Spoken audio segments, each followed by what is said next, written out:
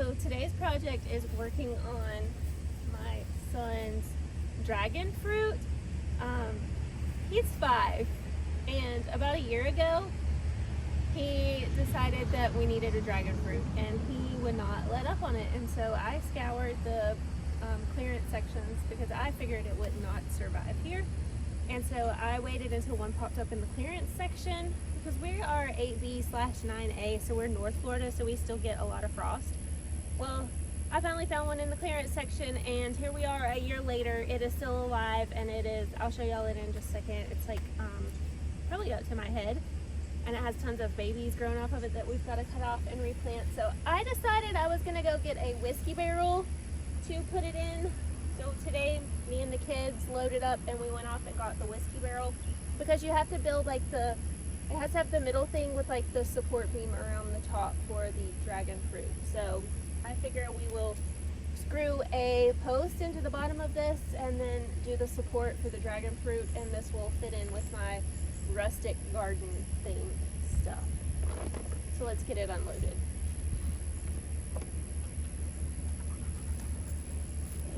I am no expert in dragon fruit, so this is all just me winging it off of the little bit of research that I've done in the last year. It said that it liked sandy, loomy, well-draining soil, so I am going to go to our horse compost. It's got a lot of shavings that have broke down, horse manure, and sand in it, and that's what it's already growing in and doing really well. So I didn't invest in any soil because, like I said, this is my son's project, and I honestly did not even think in the beginning, here we are a year in, that it would survive anyway. So I was gonna set it right there by my bench, but I'm thinking that there's not really enough room. I'm fixing to get a weed eater and weed eat all of this. It has grown a lot in the last 2 days since we started getting rain. But I was gonna put it beside the bench, but I think I'm gonna move it and actually put it over there because it's gonna get pretty tall, and I don't want it to be next to the bench. There's actually not that much room between the bench and that bed right there, or that bed and the bench right there. So I think I'm gonna leave it right over here.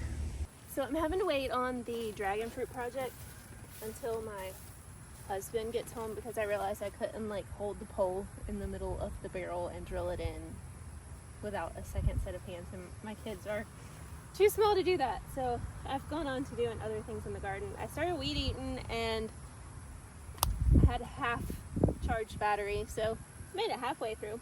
These are like, I think they're black crim. I started them later than all the others, so they never got to produce. And I'm pretty sure they're black crim. They're a purple variety, and I really wish I could remember what they are. I got the seeds, and there were only a couple of seeds, so I might throw the package away. But I'm sure I have it in my notes somewhere. But this is my first year growing tomatoes up a cattle panel. I've always used tomato cages or just the Florida weed or just stakes. And I actually really like growing them up the cattle panel. These are indeterminate varieties, so they'll grow way past the cattle panel, and these will produce into fall. I wasn't gonna plant the fall tomatoes, but I already had these 2 started and they were just late in the game. So these are gonna end up producing as fall tomatoes just because it's gotten so hot. And they aren't producing any flower buds right now.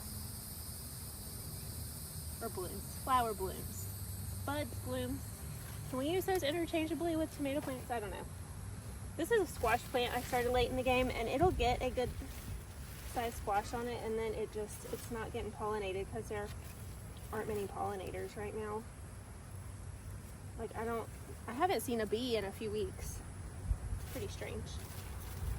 When it gets hot, they just disappear.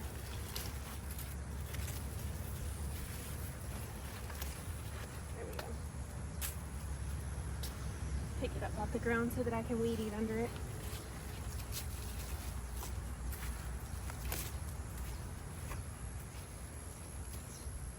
I decided to do this while I was weed eating. I decided to go through and hard prune some of these marigolds back down.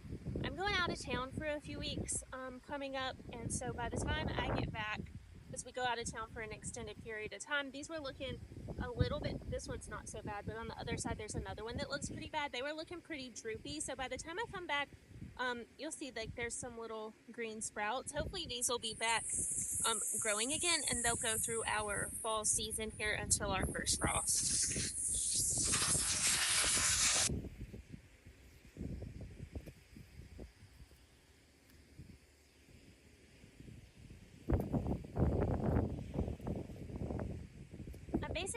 going through and really cleaning up my bed so that while I'm gone, the pests and things don't have anywhere to move in and hide. And I'm not going to have anybody taking care of my garden, so I'm trying to get it pruned back and cleaned up enough that it can hopefully survive on its own.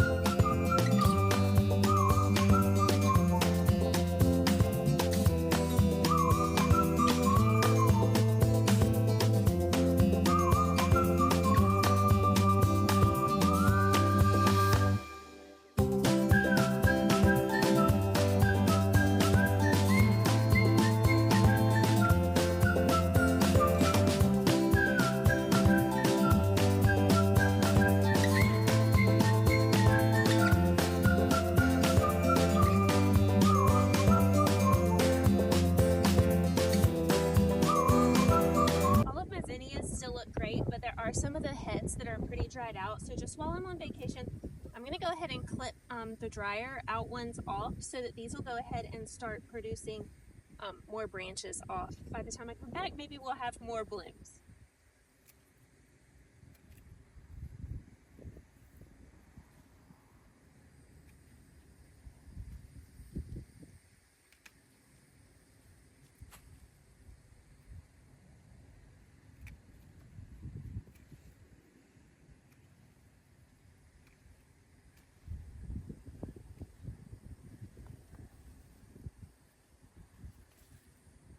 I've already gone through and seed saved for a lot of the zinnias, which I'm actually growing different varieties next year because I decided on a different color scheme.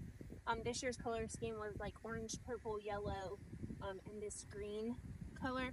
Next year's color scheme, I'm going to do red, whites, and purples and blues. So I've already seed saved for all the marigolds, and I did seed save a few of the zinnia seeds just in case I need to fill in spots next year.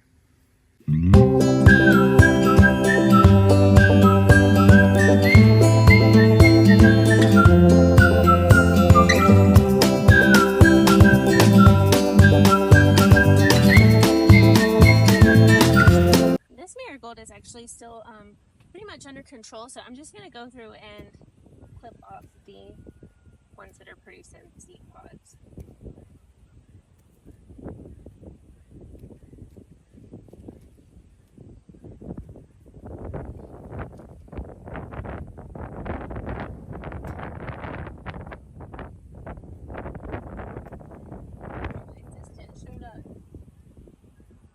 Assist me?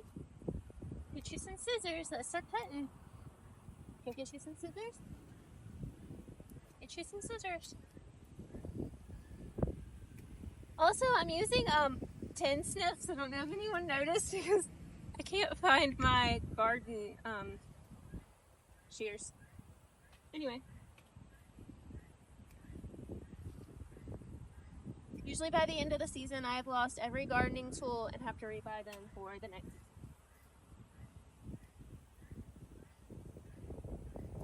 I even have a really nice bucket to keep everything in, but I don't make it back to the bucket with anything. I actually saw this guy on TikTok the other day, and he interviewed an older man, and the older man had,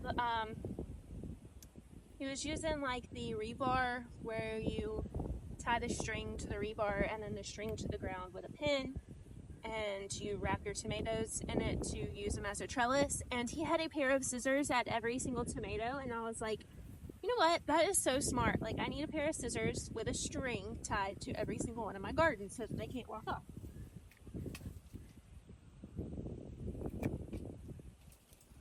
I think he was like in his 90s, so of course, like, he's learned his lessons over the years.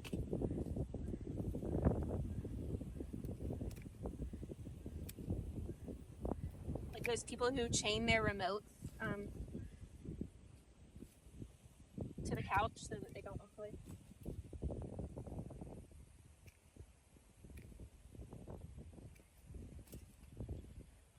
In the winter, when I wear jeans, I carry a knife sheath around. I think I'm going to go ahead and pull these green beans because they look awful. I wasn't going to replant green beans before I left, but I've decided that we've been getting rain again, and we're projected to get rain for the next week. Who knows? That could change. And so I think I'm going to go ahead and risk it and plant some green beans before I leave, and put my bird netting and arches back on my beds to prep for winter. Even if the green beans don't produce any green beans, I can still cut them off at the soil, and they'll, when it's time to plant the fall garden, and they'll still give plenty of nitrogen back to the soil from the summer crops. So I know I said I wasn't going to plant green beans. Again, I think I've changed my mind. I tend to do that a lot. Instead of pulling the green bean plants and messing with the root system, what I like to do is just take my garden shears and cut off at the base of the plant, right at the soil. That way you're leaving those roots in there if you do not have a diseased plant, and they're going to continue to give the nitrogen back to the soil, and then you're also not disrupting anything that you have going on in the soil.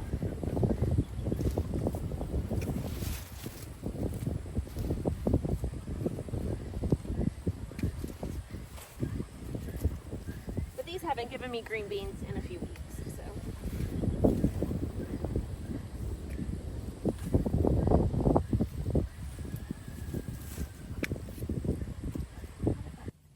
This marigold just completely started dying a few days ago, so I'm just going to cut it off at the base and say forget about it, because this eggplant is doing insanely well, and I don't want the marigold to take any nutrients away or attract any pests to the eggplant, because the marigold is dying.